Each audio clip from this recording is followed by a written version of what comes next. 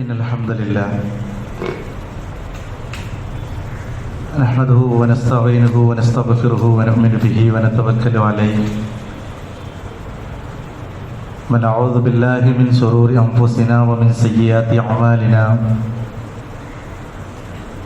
من يهده الله فلا مضل له ومن يضلل فلا هادي له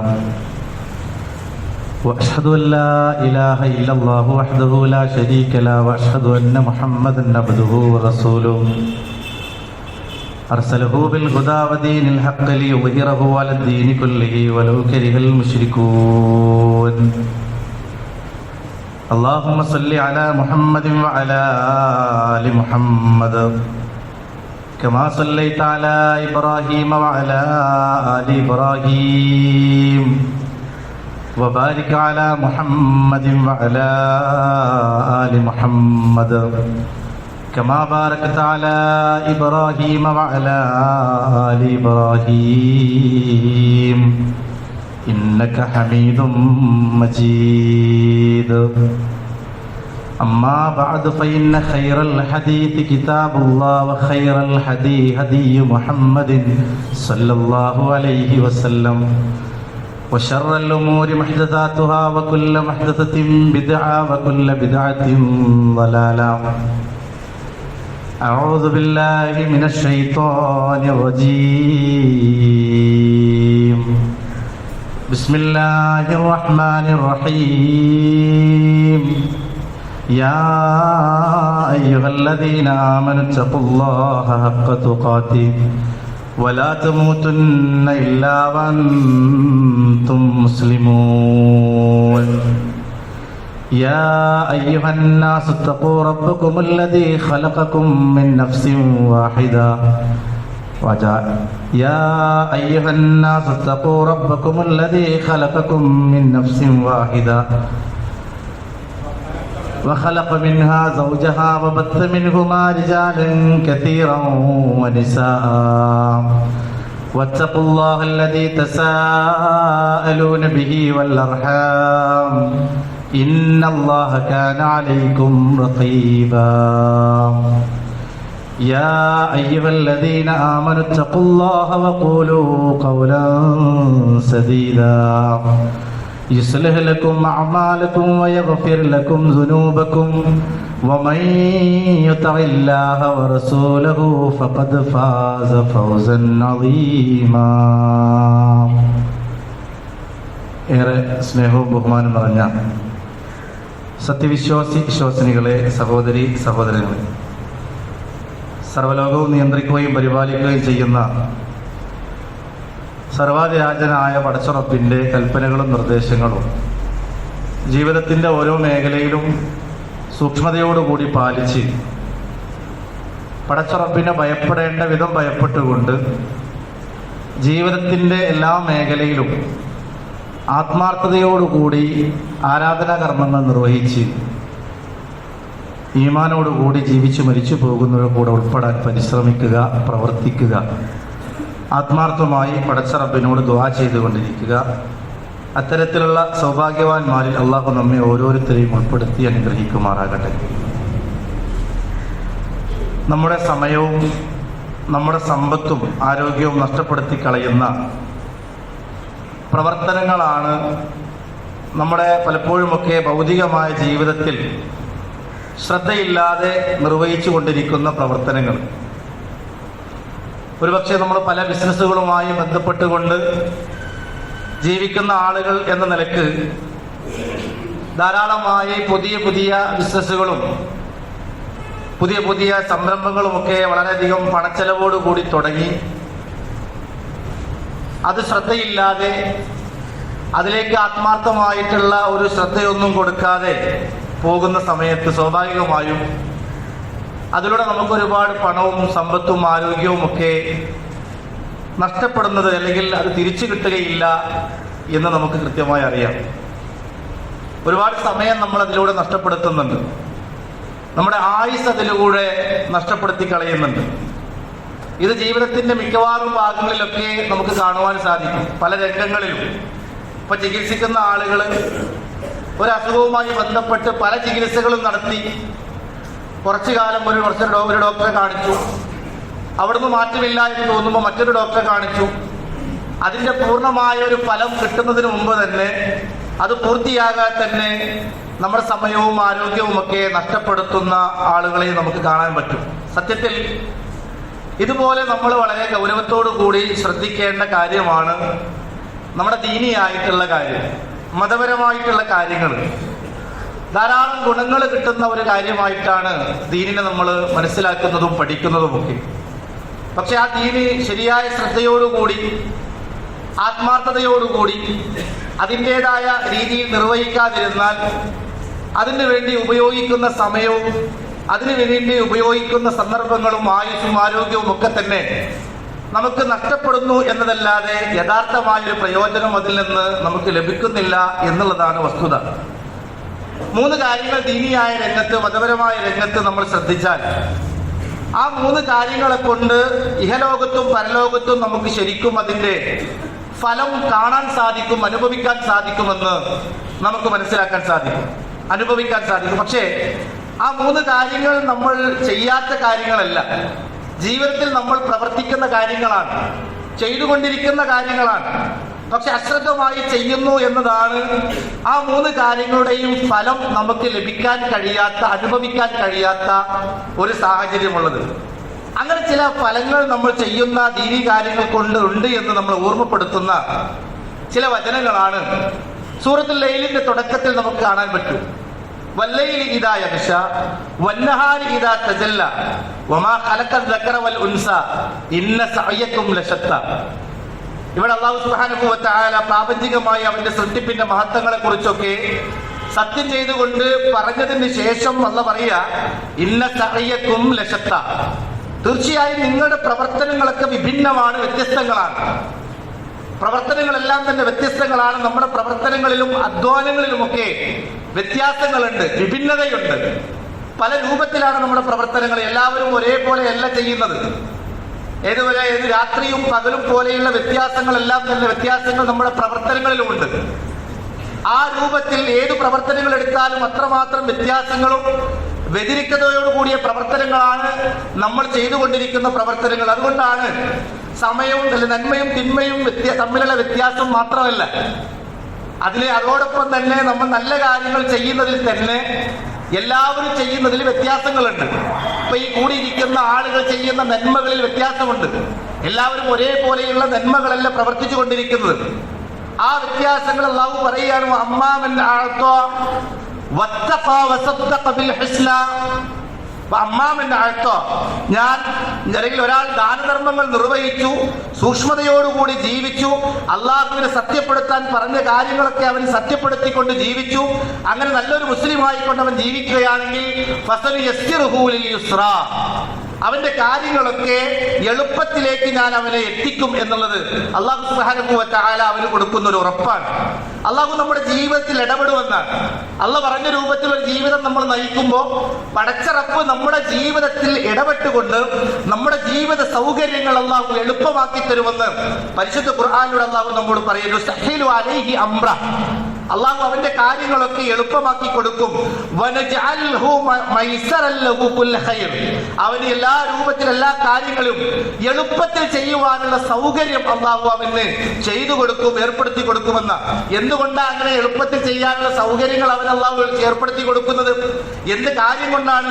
അതും അവിടെ പറയുകയാണെങ്കിൽ അന്നഹു അതാ ബിൽ അസ്ബാബ്, കാരണം അവൻ ജീവിതത്തിൽ അള്ളാഹു ഇടപെട്ട് സൗകര്യപ്പെടുത്തി കൊടുക്കേണ്ട കാരണങ്ങൾ അവന്റെ ജീവിതത്തിൽ അവൻ ഉണ്ടാക്കി എന്നർത്ഥം.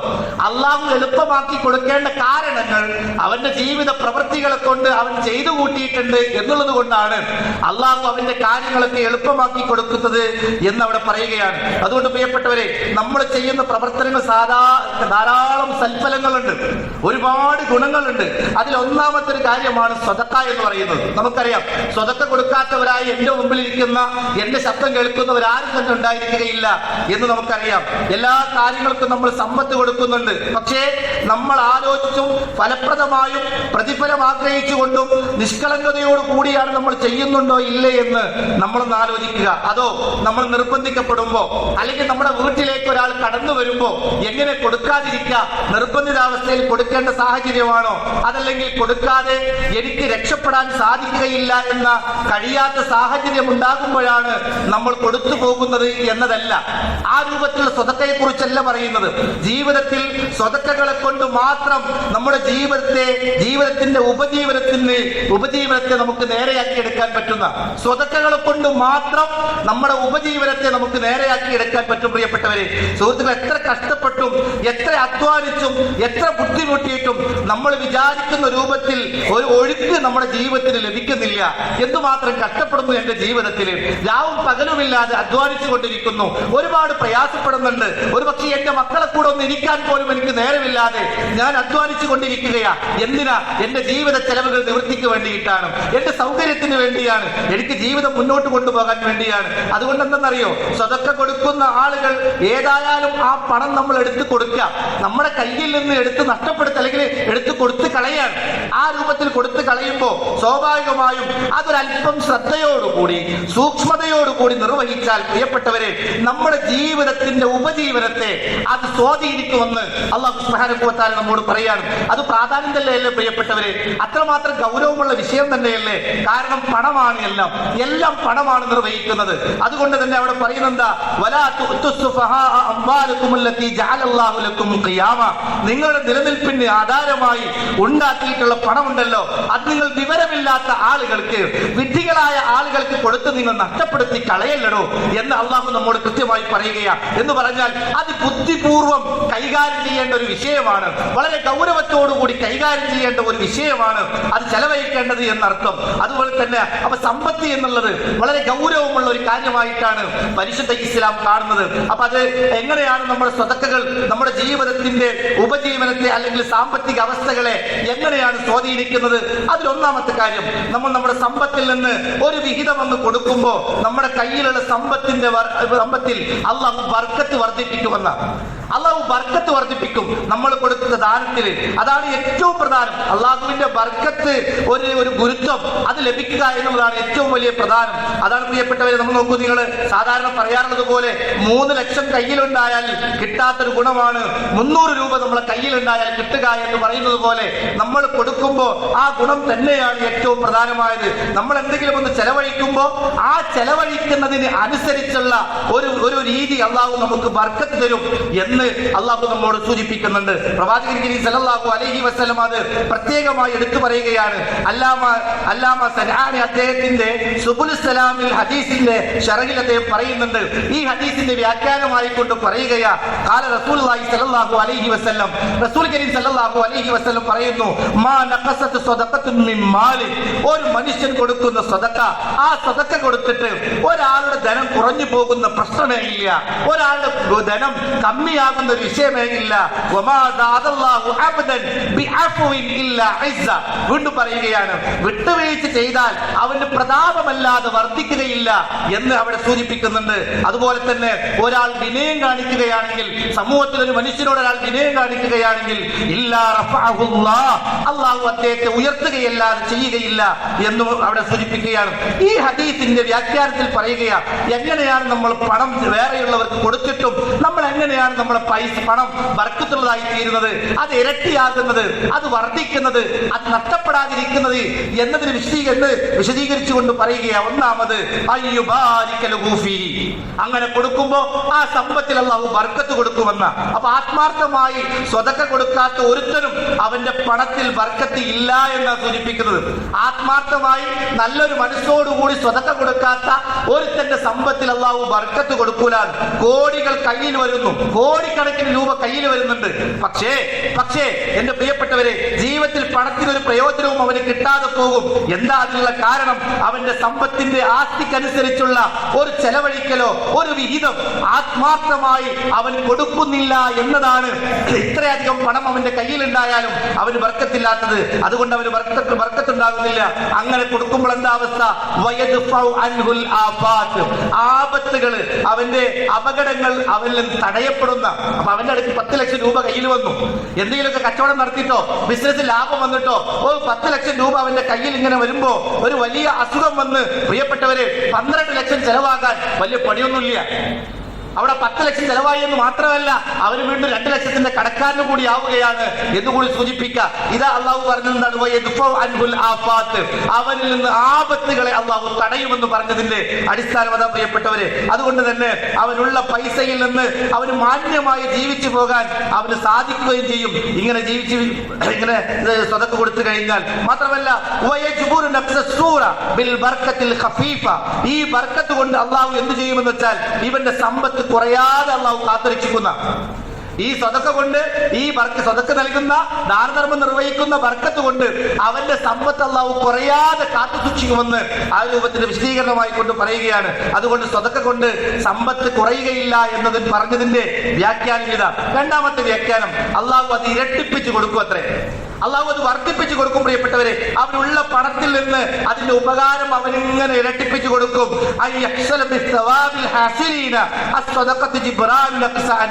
അത് കുറയാതെ അള്ളാഹു അത് പരിഹരിച്ച് ബാലൻസ് ചെയ്ത് ഇങ്ങനെ പോകുമെന്ന്. അതിന് പ്രധാനം എന്നറിയോ?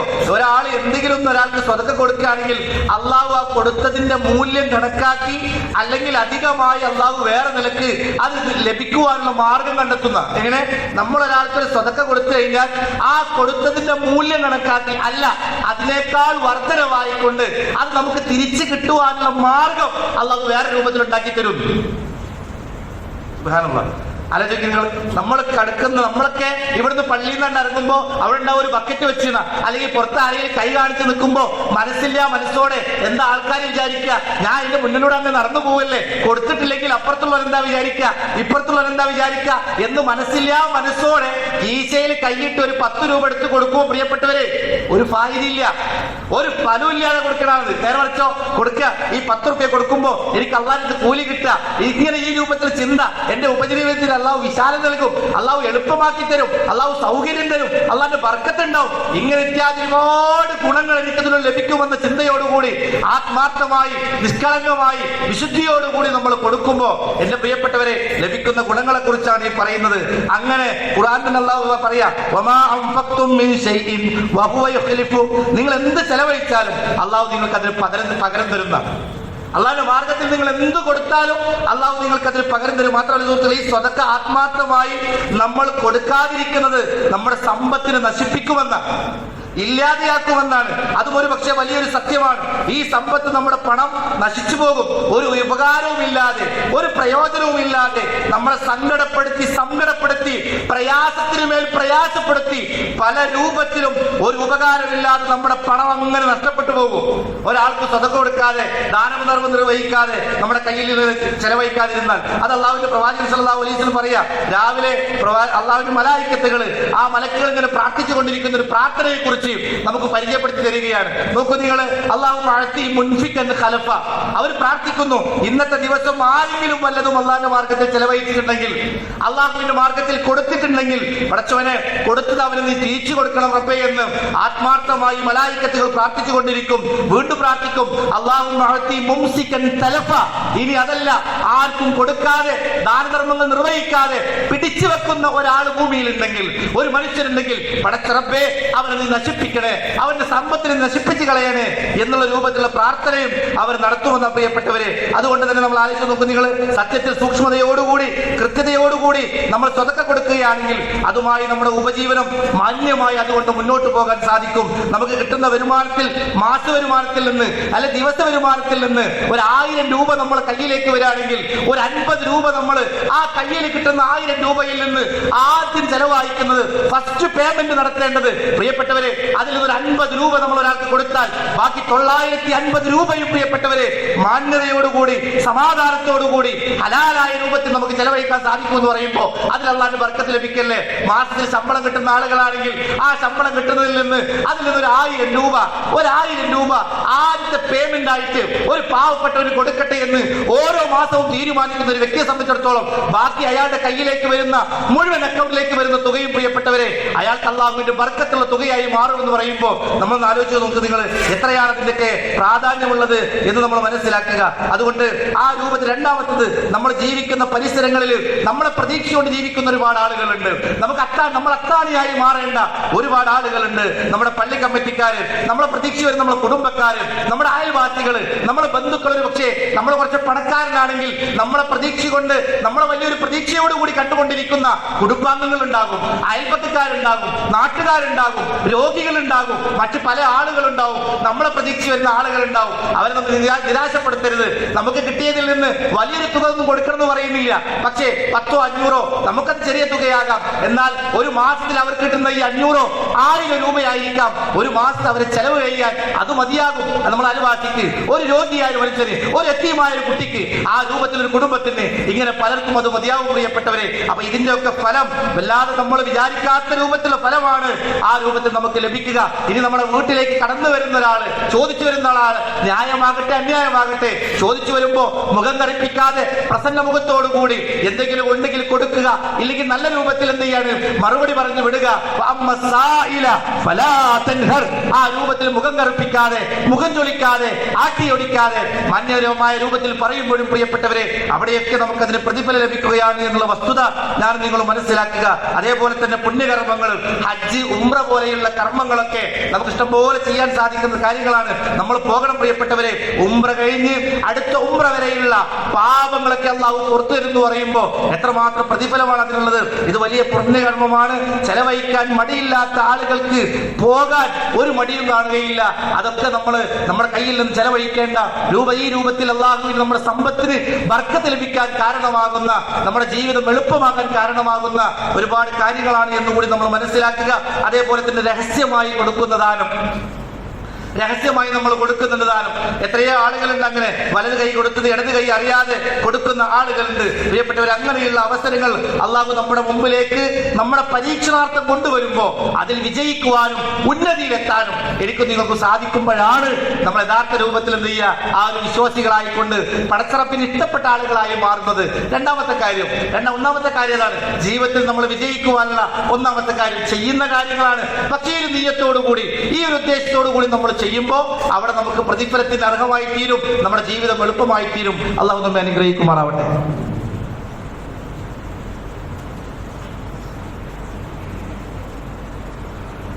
അൽഹംദുലില്ലാഹ് അല്ലദീ ഹദാനാ ലിഹാദാ വമാ കുന്നാ ലിനഹ്തദിയ ലൗലാ അൻ ഹദാനല്ലാഹ് ഫത്തഖുല്ലാഹ ഇബാദ്. ഒരിക്കൽ കൂടി അള്ളാഹുവിനെ സൂക്ഷിച്ചുകൊണ്ട് ജീവിക്കണമെന്ന് അവരെ ഉണർത്തുകയാണ്, ഓർമ്മിപ്പിക്കുകയാണ്. അത് രണ്ടാമത്തെ കാര്യമായിക്കൊണ്ട് പറയുന്ന നമസ്കാരമാണ്. നമസ്കരിക്കാത്ത ആരും ഉണ്ടാവില്ല നമ്മുടെ സമൂഹത്തിൽ. ഇപ്പൊ ഇവിടെ കൂടിയിരിക്കുന്ന ആളുകൾ തന്നെ ഈ പള്ളിയിലേക്ക് തെരഞ്ഞ് ജുമക്ക് വരാനുള്ള കാരണം 5 നേരം നമ്മൾ പള്ളിയിൽ പോയി നമസ്കരിക്കുന്നതുകൊണ്ടാണ് നമ്മൾ ഈ ജുമ നമസ്കാരത്തിന് ഇവിടെ ഒരുമിച്ച് കൂടിയിട്ടുള്ളത്. അതുകൊണ്ട് തന്നെ ആ നമസ്കാരത്തിൽ ഇല്ലാത്തൊരു കാര്യം എന്താണെന്നറിയാം നിങ്ങൾ, വുദു ആയിരിക്കില്ല, റക്അത്തുകളും ഇല്ല. അതല്ല നമസ്കാരത്തിലുള്ള ഒരു കാര്യം.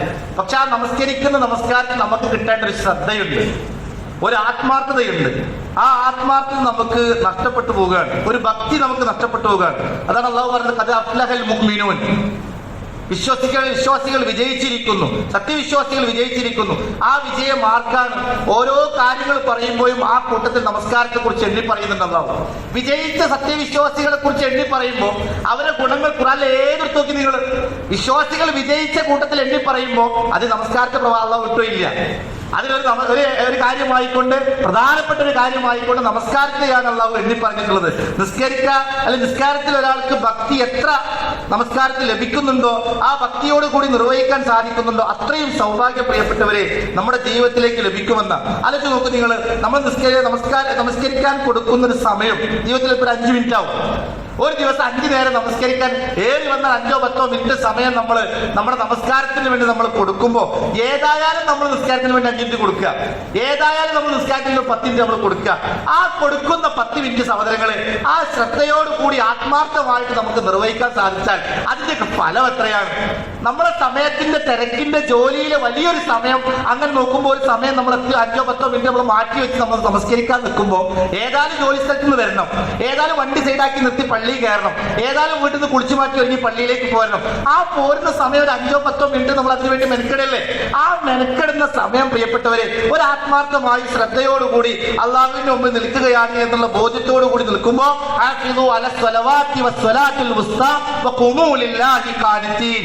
നമസ്കാരം ഭക്തിയോടുകൂടി നിർവഹിക്കുക, നിസ്കരിക്കുക എന്നുള്ളതാണ് പ്രിയപ്പെട്ടവരെ നമസ്കാരത്തിന്റെ ആദ്യ അവസാനം വരെ നമ്മൾ ചെയ്യേണ്ടത്. അങ്ങനെ നമസ്കരിക്കുന്ന ഒരാൾ എന്ന ബോധം നമ്മുടെ മനസ്സിന് സൗഭാഗ്യവും സമാധാനവും തരുന്ന മറ്റൊന്ന് അല്ലാഹുവുമായുള്ള ഒരു മുനാജാത്താണ് നമസ്കാരത്തിൽ ലഭിക്കുക. വല്ലാത്തൊരു ആത്മബന്ധമാണ് ലഭിക്കുക. പടച്ചോ റബ്ബിനോട് പറയാൻ എന്താ റബ്ബിനോട് നമ്മൾ പറയുന്ന നമസ്കാരത്തിൽ? പടച്ച റബ്ബേ, എന്റെ പാപങ്ങൾ നീ പുറത്തുതന്നെ റബ്ബേ. ചെയ്തു പോയ ഒരുപാട് രഹസ്യവും പരസ്യവുമായ തെറ്റുകുറ്റങ്ങളുണ്ട്, അത് അള്ളാഹുവിനോട് തുറന്നു പറയുന്ന ശരിക്ക് അത്തഹിയാത്തിന്റെ അവസാനം നമ്മൾ ചൊല്ലുന്ന ഒരു പ്രാർത്ഥനയില്ലേ?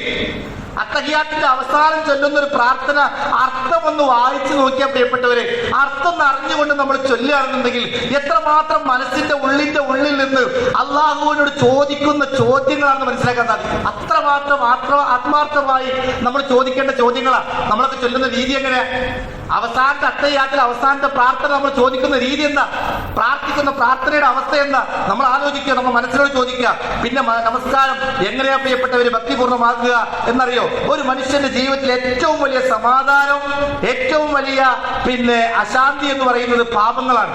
സമാധാനം കിട്ടാത്തൊരവസ്ഥ, അശാന്തി ലഭിക്കുന്നൊരവസ്ഥ പാപങ്ങളാണ്, തെറ്റുകുറ്റങ്ങളാണ്. നമ്മൾ ചെയ്യേണ്ട എന്ന് വിചാരിച്ച പാപങ്ങളായിരിക്കും നമ്മൾ ചെയ്തു പോവുക. എന്നിട്ട് നമ്മൾ പറയും ചെയ്യേണ്ടെന്ന് വിചാരിച്ചതാണ്, അങ്ങോട്ട് നോക്കണ്ടെന്ന് വിചാരിച്ചതാ, പറയണ്ടെന്ന് വിചാരിച്ചതാ, പ്രവർത്തിക്കണ്ടെന്ന് വിചാരിച്ചതാ, പക്ഷെ പറ്റിപ്പോയി, പക്ഷെ ചെയ്തുപോയി, പക്ഷേ നോക്കിപ്പോയി, കേട്ടുപോയി. എന്നൊരു പക്ഷേ ഞാനും നിങ്ങളൊക്കെ പറയുന്ന വാക്കുകളാ വലിയ സങ്കടം. ഞാനത് ചെയ്യണ്ടെന്ന് വിചാരിച്ചിട്ട് പോലും ചെയ്തുപോയി. അങ്ങനെ ചെയ്തു പോയിരുന്ന തെറ്റുകൾ തടുക്കാൻ നമസ്കാരത്തിന് പറ്റുന്ന ഏത് നമസ്കാരം? നമ്മളാണ് കൈകെട്ടി എന്തൊക്കെയോ കാട്ടിക്കൂട്ടുന്ന നമസ്കാരത്തിനല്ല, ശ്രദ്ധയോടുകൂടി ഈ പറഞ്ഞ രൂപത്തിൽ നിർവഹിക്കുന്ന നമസ്കാരത്തിന് പ്രിയപ്പെട്ടവരെ, നമ്മൾ അറിയാതെ പറ്റിപ്പോയി, അറിയാതെ ചെയ്തു പോയി, വന്നുപോയി, പറഞ്ഞുപോയി എന്ന് പറയുന്ന പാപങ്ങൾക്ക് ആ പാപങ്ങളെ തടയാൻ എന്റെ പ്രിയപ്പെട്ട നമ്മൾ നിർവഹിക്കുന്ന നമസ്കാരത്തിന് സാധിക്കുന്ന അത്രമാത്രം മഹത്വം നമ്മുടെ നമസ്കാരത്തിനുണ്ട് എന്ന് നമ്മൾ മനസ്സിലാക്കുക. ഇപ്പോൾ നമ്മൾ നമസ്കരിക്കാൻ എല്ലാവർക്കും പറ്റും, നിസ്കരിക്കാൻ ആർക്കും പ്രയാസം ഉണ്ടാവില്ല. പക്ഷേ ആ ഒരു തക്ബീറത്തുൽ ഇഹ്റാം മുതൽ സലാം വീട്ടുന്ന സമയം വരെ നമസ്കാരത്തിൽ മനസ്സ് പോകാതെ പിടിച്ചു നിർത്താനുള്ള കഴിവെന്ന് പറഞ്ഞാൽ അതാണ് ഏറ്റവും വലിയ ജിഹാദ്. അതാണ് ഏറ്റവും വലിയ ജിഹാദായി നമ്മൾ മനസ്സിലാക്കേണ്ടത്. നമുക്ക് നമസ്കരിക്കാൻ വേണ്ടി നിൽക്കുക എന്ന് പറഞ്ഞാൽ, അത് ആത്മാർത്ഥതയോട് നിൽക്കുക എന്ന് പറഞ്ഞാൽ അത് തന്നെയാണ് വലിയ ജിഹാദ്. നമസ്കാരത്തിന്റെ ആദ്യ അവസാനം വരെ അക്ബർ, അള്ളാഹുവിനെ ഓർക്കലാണ് ഏറ്റവും പ്രധാനമായിട്ടുള്ളത് എന്നുകൂടി മനസ്സിലാക്കുക. അത് വളരെ കുറച്ചു പേർക്ക് മാത്രമേ സാധിക്കുന്നുള്ളൂ എന്നുള്ളതാണ് യഥാർത്ഥം എന്ന് നമ്മൾ മനസ്സിലാക്കുന്നു. മാത്രമല്ല, ജീവിതത്തിൽ അസ്വസ്ഥതകൾക്ക് പരിഹാരമാണ് നമസ്കാരം. അവസാനിപ്പിക്കാൻ, അസ്വസ്ഥതകൾ പരിഹാരമാണ് നമസ്കാരം.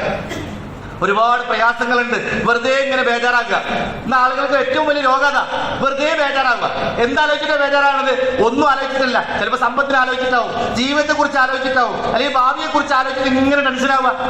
ആവശ്യമില്ലാതെ ടെൻഷനായിക്കൊണ്ടിരിക്കുമ്പോൾ അതൊന്നും പ്രിയപ്പെട്ടവരെ ഉണ്ടാവൂല എന്നാ കൃത്യമായ ഒരാൾ നമസ്കരിക്കുകയാണെങ്കിൽ അയാളുടെ ഗുണമായിട്ട് പറയുന്നത്. നിസ്കരിച്ചിട്ടും എന്താണ് അത് ഉണ്ടാകാത്തതെന്ന് ചോദിക്കുമ്പോൾ അത് ഫലവത്തായ ഒരു നമസ്കാരം നമ്മുടെ ജീവിതത്തിൽ നിന്ന് വന്നിട്ടില്ല എന്നതുകൊണ്ടാണ്. നിസ്കരിച്ചിട്ട് എനിക്ക് ടെൻഷനൊന്നും മാറില്ലല്ലോ, നിസ്കരിച്ചിട്ട് എനിക്ക് പ്രയാസങ്ങളൊന്നും മാറില്ലല്ലോ എന്ന് പറയുമ്പോൾ അത് ആത്മാർത്ഥമായ നമസ്കാരമായിട്ടില്ല എന്നുകൊണ്ട് ആ രൂപത്തിൽ തന്നെ ഇന്നൽ ഇൻസാന ഖുലിക ഹലുവാ വഇദാ മസ്സഹു ശർറു ജസൂആ വഇദാ മസ്സഹുൽ ഖൈറു മനുവാ ഇല്ലൽ മുസല്ലീൻ. അതിലെല്ലാം ഈ ആയത്തിനെല്ലാം പ്രിയപ്പെട്ടവര് വീട്ടിൽ പോയി ആ തഫ്സീർ ഇതൊന്ന് വായിച്ചു നോക്കുക, അതിന്റെ അർത്ഥങ്ങളൊന്ന് വായിച്ചു നോക്കുക. നിസ്കരിക്കുന്നവരൊഴികെയുള്ള അതൊക്കെ പറഞ്ഞിട്ട് അല്ലാഹു പറയാ അല്ലദീന ഹും അലാ സ്വലാത്തിഹിം യുഹാഫിളൂൻ. അവർ നമസ്കാരത്തിൽ കൃത്യതയുള്ളവരാണ്, സൂക്ഷ്മതയുള്ളവരാണ്, ശ്രദ്ധയോടുകൂടി നിർവഹിക്കുന്നവരാണ്. ഒന്ന് നമസ്കാരത്തിൽ മനസ്സ് പോകാതെ സൂക്ഷിക്കുക. വെറുതെ ഒന്ന് ആലോചിച്ച് നോക്കൂ. നിങ്ങൾ നമസ്കാരത്തിൽ എന്തെങ്കിലും അനാവശ്യമായ തെറ്റായ കാര്യങ്ങൾ ആലോചിക്കുന്നുണ്ടെങ്കിൽ ആ ആലോചനകൾ വെറുതെയുള്ള കാര്യമാണ്. നമസ്കാരത്തിൽ എന്തെങ്കിലും പിശാച് നമ്മളെ മനസ്സിലേക്ക് എന്തെങ്കിലും വെറുതെ തെറ്റായ കാര്യങ്ങൾ ഇട്ടുകയാണെങ്കിൽ അത് വെറുതെയാണ്, ഒരാവശ്യമില്ലാത്ത കാര്യങ്ങളായിരിക്കും നമ്മൾ ആലോചിക്കുന്നതോട് മനസ്സിലാക്കി ഭക്തിയോടുകൂടി ക്ഷമയോടുകൂടി തഖ്വയോടുകൂടി നിർവഹിക്കും. പ്രിയപ്പെട്ടവരെ, ജീവിതത്തിൽ ഒരുപാട് ഭക്തിയും മനസ്സിൽ അസ്വസ്ഥതയിൽ നിന്നും പ്രയാസങ്ങളിൽ നിന്നൊക്കെ മാറ്റാനും തിന്മകളിൽ നിന്ന് അകറ്റി നിൽക്കാനൊക്കെ നമ്മുടെ നമസ്കാരത്തിന് സാധിക്കും. ആ രൂപത്തിൽ ഭക്തിയോടുകൂടിയുള്ള നമസ്കാരം നിർവഹിക്കുവാനും ആത്മാർത്ഥമായി ചെയ്യുന്ന കാര്യങ്ങൾ ആത്മാർത്ഥതയോടുകൂടി പ്രതിഫലം ലഭിക്കണമെന്ന ആഗ്രഹത്തോടുകൂടി ചെയ്ത് മുന്നോട്ട് പോകുവാനും അള്ളാഹു നമുക്ക് നമ്മെ അനുഗ്രഹിക്കുമാറാവട്ടെ. വന്നുപോയ തെറ്റുകുറ്റങ്ങളെല്ലാം അള്ളാഹു നമുക്ക് വിട്ടുപുറത്ത് മാപ്പാക്കി നൽകുമാറാവട്ടെ. നാഥ, ചെയ്യുന്ന കാര്യങ്ങളെല്ലാം ആത്മാർത്ഥതയോടുകൂടി നിന്റെ പ്രീതിയും നിന്റെ ഇഷ്ടവും മാത്രം തേടിക്കൊണ്ട് ആഗ്രഹിച്ചുകൊണ്ട് പ്രാർത്ഥിച്ചുകൊണ്ട് അതിനെല്ലാ രൂപത്തിലും അള്ളാഹുവെ ആ രൂപത്തിൽ പ്രവർത്തിക്കുവാനും ആ രൂപത്തിൽ മുന്നോട്ട് പോകുവാനും ഈമാനോടുകൂടി ജീവിച്ച് മരിച്ചു പോകുന്ന കൂട്ടത്തിൽ അള്ളാഹുവെ ഞങ്ങൾ ഓരോരുത്തരെയും നീ ഉൾപ്പെടുത്തി അനുഗ്രഹിക്കണമേ നാഥ. രോഗികളായ ഒരുപാട് ആളുകൾ ഞങ്ങളുടെ കൂട്ടത്തിൽ നാഥ, ഞങ്ങളുടെ എല്ലാം അവിടെ എല്ലാം രോഗം നിശിപ്പയാക്കി ഈ ആരോഗ്യത്തോടുകൂടി ആഫിയത്തോടുകൂടി കൂടുതൽ ഇബാദത്തുകൾ കൃത്യമായി നിർവഹിച്ചുകൊണ്ട് മുന്നോട്ട് പോകാൻ ജീവിതം ധന്യമാക്കാൻ അള്ളാഹുവെ അവർക്കും ഞങ്ങൾക്കും നീ തൗഫീഖ് നൽകി അനുഗ്രഹിക്കണമേ നാഥ. അർഹമുറാഹിമീനായ നാഥ, പാപങ്ങൾ ഒരുപാട് ചെയ്തു പോയ പാപികളാണ് റഹ്മാനായ ഞങ്ങൾ. അറിഞ്ഞും അറിയാതെയും രഹസ്യവും പരസ്യവുമായി വന്നുപോയിട്ടുണ്ട് നാഥ. എല്ലാം വിട്ടുപുറത്തുന്ന ഗഫാറായ റബ്ബേ, ഞങ്ങൾക്ക് നീ വിട്ടുപുറത്തും മാപ്പാക്കി ഞങ്ങളെ നീ അനുഗ്രഹിക്കണേ നാഥ. ഈ ലോകത്ത് ഇവിടെ പറയുമ്പോൾ ഈമാനോടുകൂടി ഇവിടെ പറയാൻ സാധിക്കുന്ന മരിക്കാൻ സാധിക്കുന്ന വിശ്വാസികളിൽ അല്ലാഹുവേ ഞങ്ങളെ നീ ഉൾപ്പെടുത്തി അനുഗ്രഹിക്കണേ നാഥ. അല്ലാഹുമ്മ ഗഫിർ ലിൽ മുഅ്മിനീന വൽ മുഅ്മിനാത്ത് വൽ മുസ്ലിമീന വൽ മുസ്ലിമാത്ത് വൽ അഹ്യാഇ മിൻഹും വൽ അംവാത്ത് ഇന്നക മുജീബു ദഅവാതി യാ ഖാദിയൽ ഹാജാത്ത്. റബ്ബനാ ആതിനാ ഫിദ് ദുനിയ ഹസന വഫിൽ ആഖിറതി ഹസനത വഖിനാ